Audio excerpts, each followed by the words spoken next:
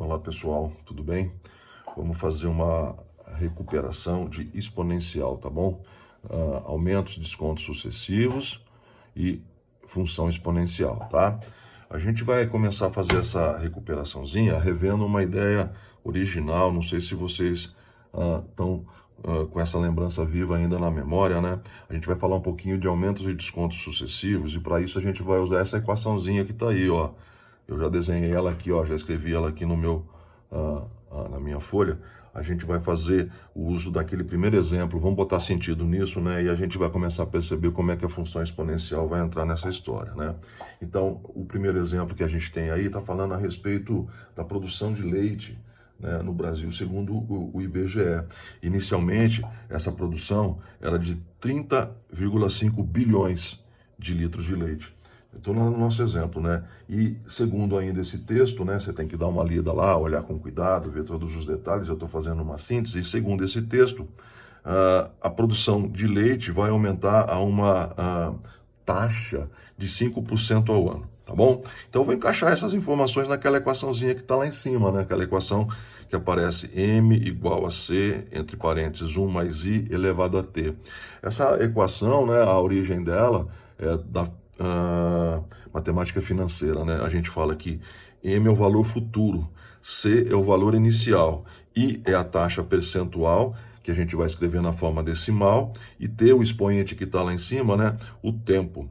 Mas essa ideia aí de equação da matemática financeira também serve para outros tipos de fenômenos que têm crescimentos, como tem o dos juros compostos, né? Que é de onde veio essa equação. Então, a ideia continua sendo a mesma, né? Ele está relacionando um valor inicial aí de 30,5 bilhões, né? Com uma taxa de 5%, e ele quer, e a gente vai escrever aí nessa equação, ou nesse exemplo, a equação que relaciona essas variáveis, né? A variável quantidade de leite com a variável tempo. Tá bom? Então vamos lá, vamos escrever a equação. Essa mesma que está escrito aí no seu texto, vamos botar sentido nela, né? Ele está pedindo nesse exemplo, né, que a gente coloque o valor futuro, né, a produção de leite ao longo dos anos. Então eu vou colocar no lugar lá do nosso M, eu vou começar com a letra P. É a mesma coisa, o valor futuro, né? A produção de leite vai aumentando e lá no futuro ele vai ter uma determinada produção. E eu estou só tentando relacionar, então, essa quantidade P. O valor inicial é de 30,5, então no lugar do C, ó, eu coloquei ó, no valor inicial 30,5.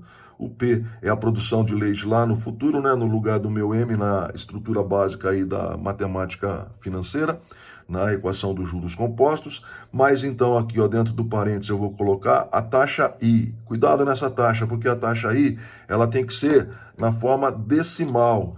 5% não está na forma decimal, 5% é 5 sobre 100, que ainda não está na forma decimal, né? Isso é forma fracionária. 5% é 0,05, 5 centésimos. Então, aqui no lugar do I, eu vou botar 0,05, né? O meu 5% na forma decimal, elevado ao tempo decorrido, né? Aos anos que vão passar para que essa produção aumente. Então, elevado a T. Então vamos lá, né? Essa equação, para ficar ainda mais parecida com a que está no exemplo, ela vai ficar assim, ó, 30,5, que multiplica 1 mais 1,05 dá 1,05 elevado a t. Observe então que essa é uma situação de equação exponencial. São duas as variáveis nessa equação. A produção de leite, que inicialmente é de 30,5, mas que ao longo do tempo vai mudar. Então essas são as duas variáveis do meu problema. 30,5 valor inicial, 1,5 aumentos de 5%. Beleza? Vamos para o segundo exemplo? Olha lá, o segundo exemplo, ele está falando a respeito da população de vírus, né, que está sendo monitorada aí a partir de uma quantidade inicial de 100 mil indivíduos. Então vamos lá para o item B, o exemplo agora é do B. Eu tenho assim, mais uma vez, um valor inicial que é de 100 mil indivíduos, não é isso? Que sofrendo a ação de uma droga determinada, que o exercício não fala, né, reduz a população de indivíduos, né, ou a população de vírus a uma taxa de 10%. Então a taxa aqui é de 10%, tá bom? Então vamos colocar lá de novo uma relação, uma equação que associe a quantidade de indivíduos, agora a letra é a M mesmo, né? A quantidade de indivíduos, né? No caso dos vírus, né? Esses indivíduos, então, a quantidade vai mudar ao longo do tempo, mas tudo começou com 100 mil. Vamos colocar lá os 100 mil. Esse é o valor inicial, 100 mil. Mais uma vez 1. Agora toma cuidado, né? A gente vai fazer uma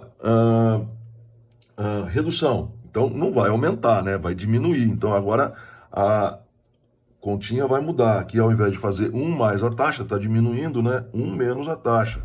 Qual taxa? Essa daqui, ó, de 10%. Mas não escreve 10% assim, não. O 10%, 10 sobre 100, 10%, tem que vir na forma decimal. Isso é 0,1. Então, vai ficar 1 menos 0,1 ao longo do determinado tempo, né? De um determinado tempo. Então, lá no futuro, né? Não sei exatamente qual é esse tempo decorrido, né? Inicialmente havia 100 mil, tá aqui, ó, indivíduos, né? No caso, 100 mil vírus, né? Uma população de vírus. 1 menos 0,1 dá 0,9 elevado a t. Mais uma vez, uma relação entre duas grandezas. Esse valor aqui futuro, né? É o valor da quantidade de vírus, né? Número de vírus, número de indivíduos, né? Número de vírus, não é isso? E aqui, ó, o tempo decorrido. Então, mais uma vez, uma relação entre quantidade de alguma coisa e tempo decorrido. Note que nas duas equações, o tempo é o expoente de uma potência. É isso que caracteriza as nossas equações exponenciais, ou mais ainda, né? As funções exponenciais. As funções que tem uma das variáveis, no caso o domínio, no expoente da potência. É por isso, né? Está crescendo exponencialmente ou está decrescendo exponencialmente, dependendo se você está dando aumentos ou descontos, tá bom? Então essa daí é a explicaçãozinha desses primeiros dois exemplos. A gente vai começar a fazer alguns exercícios já já, valeu? Então até lá.